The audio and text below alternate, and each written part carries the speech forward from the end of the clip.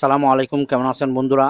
আমি এখন যাচ্ছি এভারকেয়ার হসপিটালের সামনে দিয়ে। আপনারা দেখতেছেন এভারকেয়ার হসপিটাল। আমি জানি না আপনারা কতটুকু দেখবেন, কারণ এটা হেলমেট থেকে ভিডিও করা আমার ওই মোটো ব্লগ দিয়ে। আই মিন এই হেলমেটের যে ক্যামেরাটা আমি গোপ্রো ইউজ করি, গোপ্রোটা দিয়ে। তো আমি চিন্তা করতেছি আপনাদেরকে নিয়ে একটু ভিতরে ঢুকবো অনন্য আবাসিকের। So let's go inside, let's see. দেখা যাক, রোডটা দেখতে একদম ঠিক না, গ্রাভেল রোড। সো দেখা যাক ভিতরে কিরকম সুন্দর বা কি দেখা যায়। আসলে এই জায়গাটা খুবই সুন্দর, এখানে কাশফুল আছে, তারপর সবুজে ঘেরা এবং ধান ক্ষেত সহ বিভিন্ন চাষাবাদের প্লেস এখানে চাষ করে। এটা সিটির আশেপাশে হলো, এখানে একটা গ্রামের ফিল পাওয়া যায়। আপনারা দেখেন রোডটা এমন একটা রোড যেটা ডিপ গ্রামের মধ্যে থাকে। সো দেখেন পাশের কাশফুলগুলো অনেক সুন্দর লাগতেছে এবং এখান থেকে এভার কেয়ারের ভিউটাও, এভার কেয়ার হসপিটালের ভিউটা খুব সুন্দর, দেখতে খুব ভালো লাগে। এখানে আসলে অনেকেই আসে এভার কেয়ার থেকে, যারা হয়তো রুগীকে এডমিট করায় এবং স্বাভাবিক যারা একটা পেশেন্ট নিয়ে এভার কেয়ার আসে, ওদের মন মানসিকতা অনেক সময় খারাপ লাগলে এখানে আসে বসে ঘুরে। সামনে দেখেন দুইটা প্রাইভেট কার দেখা যাচ্ছে, হয়তো কেউ আসে এখানে রিল্যাক্স করতেছে একটু ছায়াতে।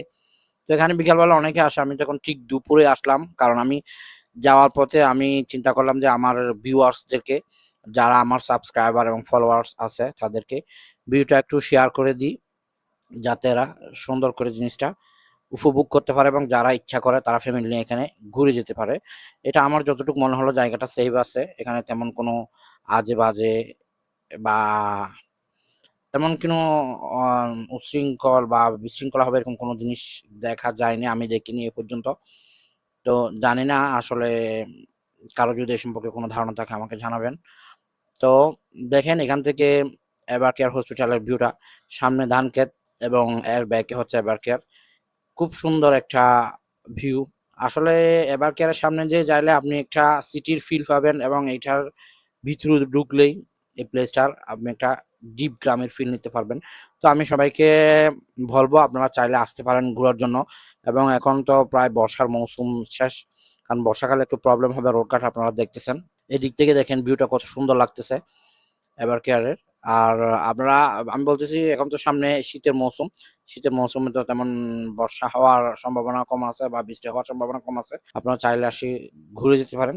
এখানে কাশফুলের আরো বড় বড় বাগানের মতো ছিল, আসলে বাগান এগুলো তো অটোমেটিক উঠে, তো এটা আরো সুন্দর লাগতো। এখন তো অনেক কমে গেছে, মানুষ এখানে চাষ করতেছে, এটা খুবই ভালো কাজ। কারণ চাষ করলে আমাদের দেশের উন্নতি, আমাদের উন্নতি। এখানে ধান চাষ হচ্ছে, যেটা আমাদের প্রধান খাদ্য ভাত। তো এটাতে আমরা অবশ্যই উপকৃত হব এবং এখানে যে চাষারা চাষ করতেছে এদেরকে অন্তঃস্থল থেকে ধন্যবাদ। কারণ সব চাষাদের একটা কবিতা আছে, এটা হচ্ছে যে কি বলে, যেটা হবে, সব সাধকের বড় সাধক আমার দেশের চাষা, দেশ মাথারই মুক্তিকামী, দেশের সে যে আশা।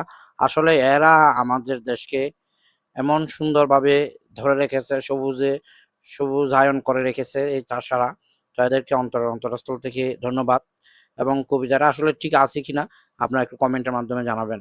এখানে সুন্দর সুন্দর অনেক কিছুর চাষ হচ্ছে, আপনারা আসলে নিজ চোখকে দেখতে পারবেন, কারণ আমি মোটো ব্লগিং দিয়ে এগুলো আসলে প্রপারলি করা যায় না। আর আমি যদি ক্যামেরাটা হাতে নিয়ে করতাম, দেখেন এখানে কি চাষ করতেছে যায় না। আপনারা যদি চাষ এটা সম্পর্কে ধারণা থাকে একটু কমেন্টের মাধ্যমে জানাবেন। আর দেখেন এখানে অনেকে আরো ভিতরে গেলে অনেকে চাষ করতেছে, জায়গাগুলো খুব এক্সপেন্সিভ, কিন্তু আসার কথা হচ্ছে এখানে ওরা চাষ করতেছে, জায়গাগুলোকে ফেলে রেখেনি। এটার জন্য চাষাদেরকে অনেক ধন্যবাদ। এবং এখান থেকে এভার কেয়ারের ভিউটা দেখেন, খুবই সুন্দর একটা ভিউ। আর আমি একটা কথা বলবো, যারা আমার ইউটিউব চ্যানেল থেকে এই ভিডিওটা দেখবেন, আমার ইউটিউব চ্যানেলটা সাবস্ক্রাইব করে দিবেন।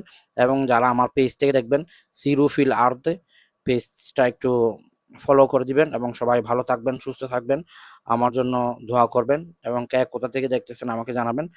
আল্লাহ হাফেজ।